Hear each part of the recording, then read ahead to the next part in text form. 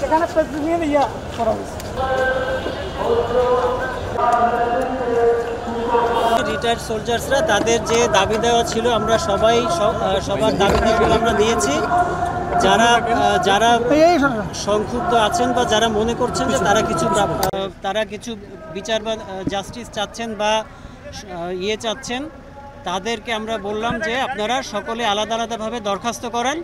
আপনাদের দরখাস্তর মেরিট অনুযায়ী, আপনাদের ইন্ডিভিজুয়াল কেসের মেরিট অনুযায়ী আমরা বসবো, আমরা আলোচনা করে অ্যাজ মাচ অ্যাজ পসিবল যতখানি দেওয়া সম্ভব আমরা আপনাদেরকে অ্যাড্রেস করব। এটাও বলেছি যে সেনাবাহিনীর যে আইন শৃঙ্খলা এটা অবশ্যই মেনটেন করতে হবে।